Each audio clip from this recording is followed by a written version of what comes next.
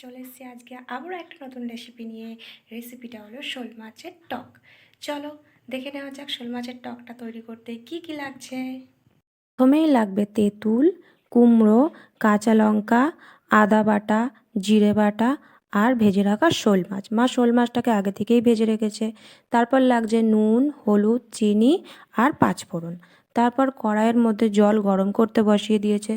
জলটা গরম হয়ে গেলে তার মধ্যে একে একে তেঁতুলগুলোকে দিয়ে দিতে হবে। তেঁতুলগুলোকে ভালো করে সেদ্ধ করে নিতে হবে।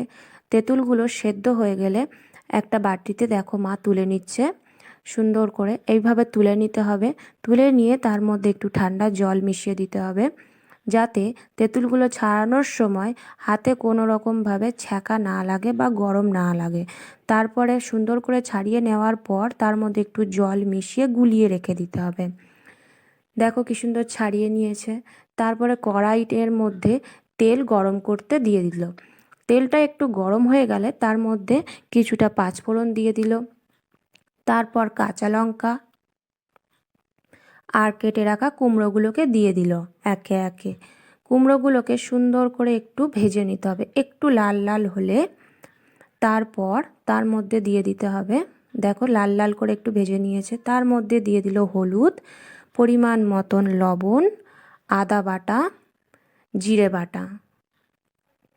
তারপর এদেরকে একটু ভালো করে কষিয়ে নিতে হবে। একটু কষিয়ে নেওয়ার পর দেখো এই যে কষিয়ে নিচ্ছে, একটু কষিয়ে নেওয়ার পর দিয়ে দিতে হবে সেই গুলে রাখা তেঁতুল জলটা।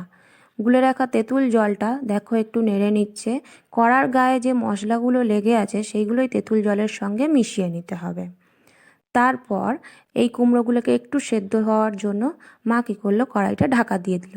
কিছুক্ষণ পর সেদ্ধ হয়ে যাওয়ার পর মা কড়াইটাকে খুললো আবার। দেখো একটু সেদ্ধ হয়ে যাওয়ার পর কি করছে, মা শোল মাছগুলোকে এর মধ্যে দিয়ে দিল। যেহেতু শোল মাছগুলো এর আগের থেকেই মা ভেজে রেখেছে, তাই জন্য ভাজাটা তোমাদের আর দেখানো হয়নি। দেখো শোল মাছগুলোকে দিয়ে দিয়েছে। শোল মাছটাকেও একটু সেদ্ধ হওয়ার জন্য মা কী করবে, ঢাকা দিয়ে দেবে। তার আগে দিয়ে দিচ্ছে একটু ধনেপাতা আর স্বাদ মতন চিনি। চিনিটা দিলে কী হয়, কালারটা খুব সুন্দর হয় আর টেস্টটাও খুব ভালো হয়। তাই জন্য মা একটু চিনি দিয়ে দিল। তারপর কড়াইটাকে ঢাকা দিয়ে দিতে হবে, কারণ মাছটা দিয়েছে, মাছটাকেও একটু সেদ্ধ করতে হবে। কিছুক্ষণ পর দেখো কড়াইটা খুলছে।